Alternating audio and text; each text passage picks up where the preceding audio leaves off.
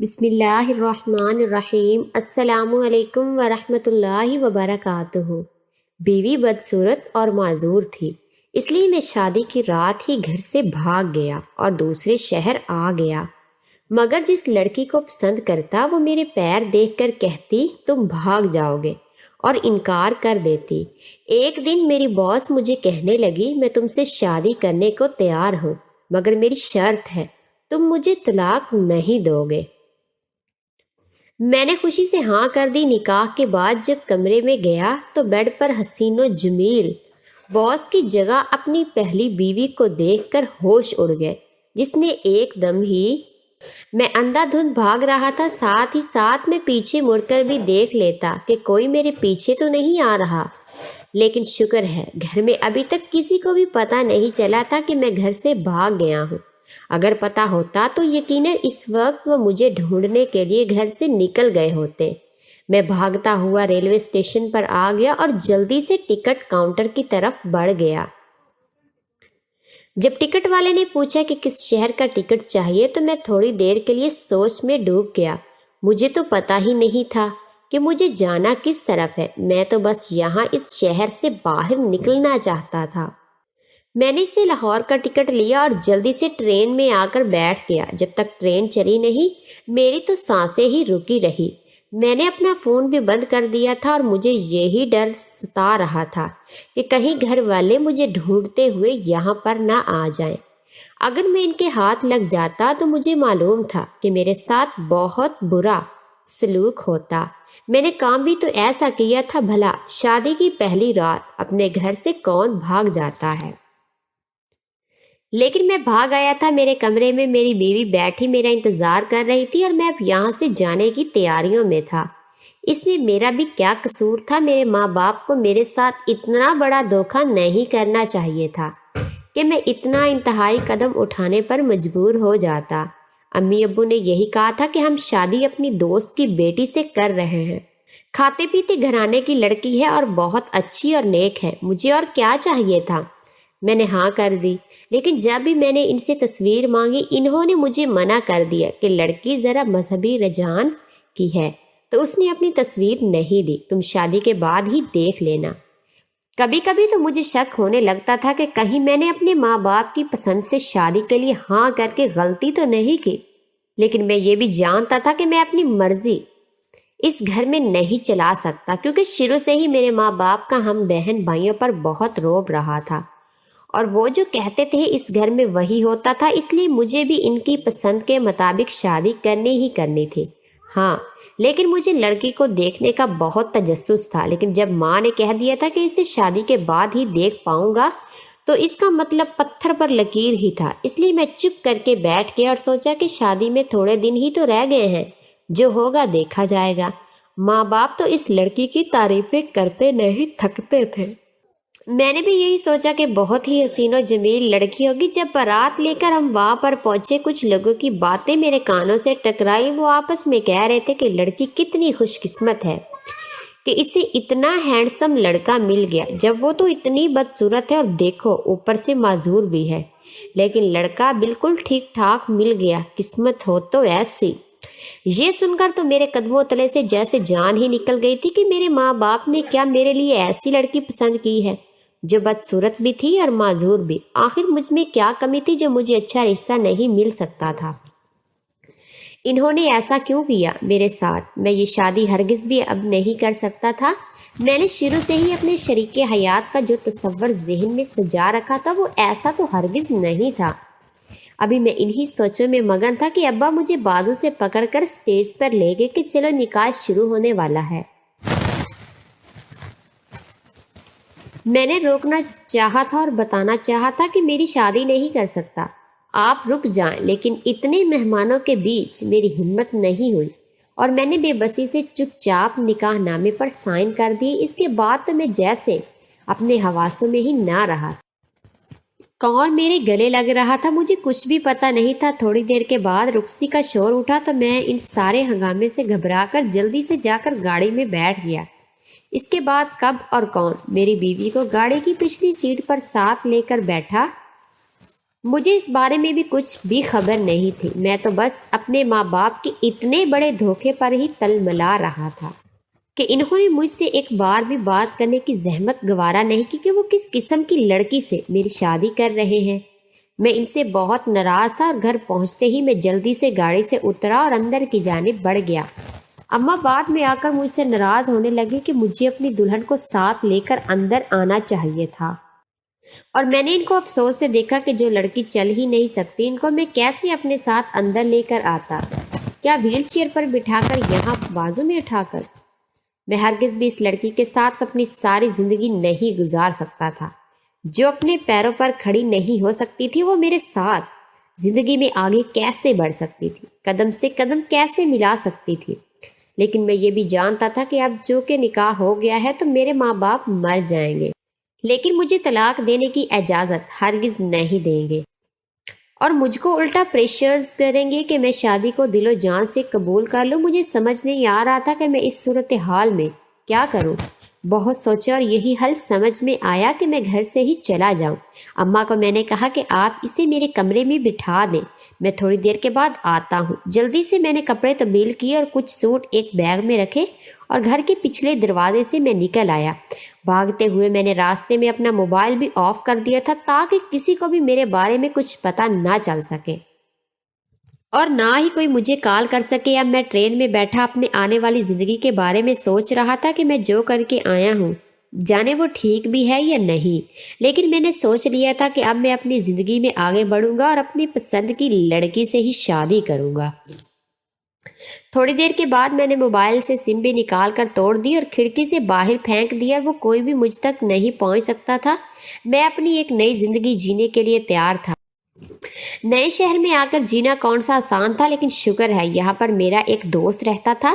میں نے اسے اپنی ساری بات سمجھائی تو اس نے نہ صرف مجھے رہنے کو جگہ دی بلکہ کہا کہ وہ جلدی میری نوکری کے لیے بھی کچھ کرے گا۔ وقت گزرنے لگا اور جلدی مجھے نوکری بھی مل گئی اور میں نے کرائے پر ایک گھر بھی لے لیا۔ اب زندگی میں سب کچھ مکمل تھا، صرف ایک لائف پارٹنر کی کمی تھی۔ میں جس دفتر میں کام کرتا تھا وہاں پر کافی لڑکیاں بھی تھیں، اور مجھے لگتا تھا کہ اگر میں ان میں سے کسی بھی لڑکی کو پرپوز کروں گا تو انکار نہیں کریں گے، کیونکہ سب جانتے تھے کہ میں ایک شریف انسان ہوں اور آج جو کچھ بھی ہو اپنی محنت کے بل بوتے پر ہوں۔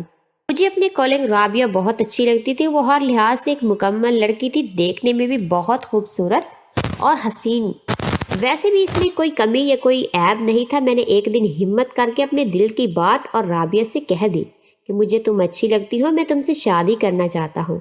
وہ یہ سن کر بہت خوش ہوئی تھی، مگر اس نے مجھے اس وقت کوئی بھی جواب دینے سے اختراز برتا اور مجھے کہنے لگی میں تمہیں کل تک سوچ کر بتاؤں گی۔ مجھے پوری امید تھی کہ اس کا جواب ہاں میں ہی ہوگا، کیونکہ اگر اسے مجھے منع کرنا ہوتا تو وہ اسی وقت کر دیتی۔ اس نے رسماً سوچنے کے لیے وقت مانگا ہوگا، لیکن اگلے دن جو ہوا وہ میرے وہم و گمان میں بھی نہیں تھا۔ اس نے مجھے صاف صاف منع کر دیا اور کہنے لگی کہ تم ایک بگوڑے انسان ہو، تم بھاگ جاؤ گے، میں تم سے شادی نہیں کروں گی۔ اس کی بات سن کر میں ایک دم سے چونک گیا کہ اس نے یہ کیا کہہ دیا، کہ اسے میرے ماضی کے بارے میں تو کچھ پتہ نہیں چل گیا۔ لیکن پھر میں نے سوچا کہ میری ماضی کے بارے میں تو سوائے میرے اور کسی کو معلوم ہی نہیں ہے، تو اسے کیسے پتہ ہو سکتا ہے۔ لیکن پھر اس نے یہ کیوں کہا کہ تم بھاگ جاؤ گے؟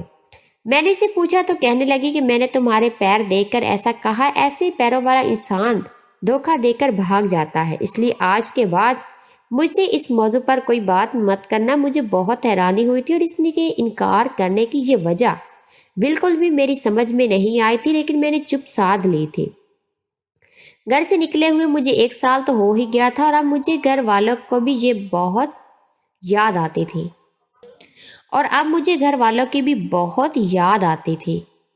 میں نے سوچا کہ مجھے کسی دن واپس جانا چاہیے اور ان سے جا کر معافی مانگ لینی چاہیے۔ جانے 1 سال میں کیا کچھ نہیں ہوگا، ہو سکتا ہے میرے ماں باپ کی سوچ بھی بدل گئی ہو اور وہ لڑکی بھی اپنے میکے چلی گئی ہو، تو میں جا کر اپنے ماں باپ سے معافی مانگ لوں گا، تو ہو سکتا ہے وہ مجھے معاف کر دیں۔ میں اپنے گھر پر گیا تو مجھے دیکھ کر سب ایک دم سے حیران رہ گئے تھے۔ پہلے تو میرے بابا مجھ پر غصہ کرنے لگے تھے، لیکن پھر رک گئے और कुछ بھی نہ کہا۔ اماں بھی مجھے دیکھ کر بہت جذباتی ہو گئی تھی اور بار بار یہی پوچھ رہی تھی کہ میں گھر چھوڑ کر کیوں گیا۔ اگر مجھے شادی سے کوئی مسئلہ تھا، مجھے لڑکی پسند نہیں تھی، تو میں نے پہلے ہی بتا دینا تھا۔ وہ میری مرضی کے خلاف ہرگز بھی نہیں جاتے، لیکن میں نے جو کیا بہت غلط کیا۔ میں نے ان سے کہا کہ پہلے بھی میں اس لڑکی کی وجہ سے گھر چھوڑ کر گیا تھا۔ آپ مجھے بتائیں اگر ابھی بھی وہ گھر میں موجود ہے تو میں چلا جاؤں۔ ماں جلدی سے کہنے لگی، نہیں، وہ تو اگلے دن ہی اپنے میکے واپس چلی گئی تھی۔ میرے ماں باپ مجھے اب واپس جانے نہیں دے رہے تھے۔ مجھے کہنے لگے کہ میں یہیں پر رہوں اور یہیں پر نوکری کروں۔ میرا بھی رابعہ کے انکار کی وجہ سے دل بہت برا ہو چکا تھا۔ جب جب اسے دیکھتا مجھے اس کا انکار یاد آ جاتا تھا اور مجھے بے عزتی محسوس ہوتی تھی۔ اس لیے میں نے یہ فیصلہ کیا کہ میں اب واپس نہیں جاؤں گا، بلکہ یہی کسی اچھی کمپنی میں ہی نوکری کر لوں گا۔ کچھ دنوں کے بعد میرے بھائی کے تواسط سے مجھے ایک بہت اچھی جاب مل گئی اور میں دوبارہ سے اپنی زندگی میں مصروف ہو گیا۔ یہاں کی باس بہت ہی ہمدرد اور نیک دل انسان تھی، سب کے ساتھ اچھے سے پیش آتی تھی اور نہایت ذہین تھی۔ میں اسے دیکھ دیکھ کر آہیں بھرتا تھا کہ وہ بالکل ویسی ہی تھی جیسے کہ ایک آئیڈیل لڑکی کو ہونا چاہیے۔ اور ادھر گھر میں مجھ سے چھوٹے بھائی کی شادی کی تیاریاں چلنے لگی اور مجھے اپنے ماں باپ پر بہت حیرت ہوتی تھی کہ انہیں اب میرا کوئی خیال ہی نہیں ہے کہ دوبارہ سے میری شادی کے بارے میں مجھ سے بات کریں، میرے لیے کوئی اچھی سی لڑکی تلاش کریں۔ ابھی تو میری پہلی شادی بھی ختم نہیں ہوئی تھی۔ میں سوچ رہا تھا کہ میری وجہ سے وہ لڑکی بھی انتظار کی سولی پر لٹکی ہوگی۔ میں کسی دن طلاق کے پیپر سے بھجوا دوں۔ میرے ماں باپ کو یہ بات مجھ سے کرنی چاہیے تھی، لیکن انہوں نے تو ایسے چپ سادھ رکھی تھی جیسے کہ کچھ ہوا ہی نہ ہو۔ میں جانتا تھا کہ میری اتنی حیثیت نہیں کہ میں اپنے باس کے ساتھ شادی کے سپنے دیکھ سکوں۔ اسی لیے میں نے خود ہی ڈھیٹ بن کر اماں کو کہا کہ آپ میری شادی بھی کا کچھ سوچیں، تو خلاف توقع کہنے لگی، ٹھیک ہے، میں نے تمہارے لیے ایک لڑکی پسند کی ہے، لیکن یہ نہ ہو کہ تم پھر سے شادی کے روز ہی بھاگ جاؤ۔ تو بہتر ہے کہ پہلے تم اسے جا کر مل لو، اگر تمہیں پسند آئے تو پھر ہی ہم بات آگے چلائیں گے۔ اماں کے کہنے پر جب اس لڑکی سے ملنے گیا تو مجھے وہ لڑکی پسند آئی تھی، اچھی لگی تھی، لیکن اس نے بھی رابعہ والا کام ہی کیا۔ ایک دم سے میرے پیروں کو دیکھ کر کہنے لگی کہ تمہارے پاؤں بتاتے ہیں کہ تم کل کو بھاگ جاؤ گے، مجھے دھوکہ دو گے، میں تم سے ہرگز بھی شادی نہیں کر سکتی۔ اپنے گھر والوں کو میرا جواب بتا دینا۔ وہ تو کہہ کر چلی گئی، مگر میں وہیں بیٹھا حیرانی سے سوچتا رہا کہ آخر جو بھی لڑکی مجھ سے ٹکراتی ہے اور جس سے میری شادی کی بات چلتی ہے، وہ میرے پیر دیکھ کر ہی کیوں انکار کر جاتی ہے، اور ان کی اس بات سے کیا مطلب ہوتا ہے کہ میں بھاگ جاؤں گا۔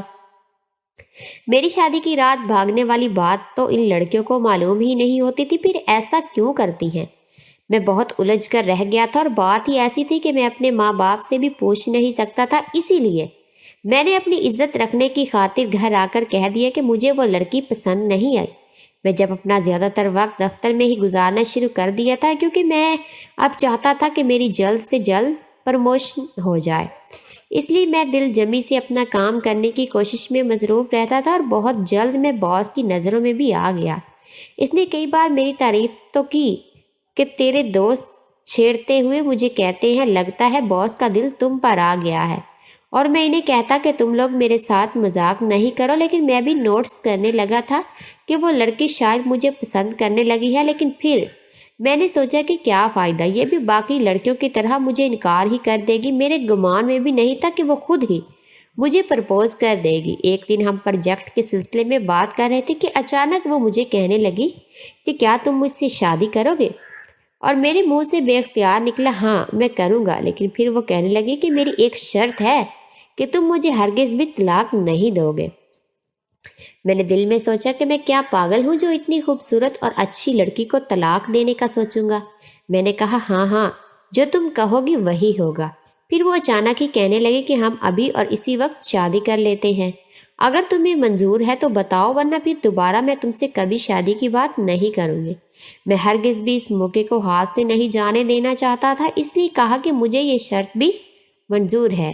میں نے اسی وقت اسے نکاح کر دیا اور اس کو لے کر اپنے دوست کے ایک اپارٹمنٹ میں چلا آیا، جس سے میں نے پہلے ہی بات کر لی تھی کہ وہ کچھ دنوں کے لیے اپنا اپارٹمنٹ مجھے دے دے، اور اس نے بھی کوئی اعتراض نہیں کیا تھا۔ میں نے اسے کمرے میں جانے کا کہا اور خود کھانے پینے کے لیے کچھ لینے بازار آ گیا۔ मैं इस वक्त बहुत खुश था कि मैंने जो चाहा वो मुझे मिल गया। मैं जो ही खाने पीने की चीज़ें लेकर अपने कमरे में आया तो मुझे हैरत का शदीद झटका लगा, क्योंकि बेड पर तो मेरे बॉस के बजाय कोई और ही लड़की बैठी हुई थी, काली स्याह रंगत। और फिर मेरी नज़र बेड के साथ रखी हुई एक व्हील चेयर पर पड़ी। मैंने मुतहविश होते हुए पूछा कि कौन हो तुम और मेरी बीवी कहाँ है? ते हंसते हुए कहने लगी, मैं ही तो हूँ, तुम्हारी बीवी। क्या भूल गए? अभी शादी को इतना अरसा तो हुआ नहीं कि तुम मुझे भूल जाओ। एकदम से मुझे ऐसा लगा कि जैसे कमरे की छत मेरे सर पर आन गिरी हो। इसका मतलब ये था कि ये मेरी पहली बीवी थी, लेकिन इस वक्त यहाँ पर क्या कर रही थी और इसे कैसे मेरी दूसरी शादी का पता चला?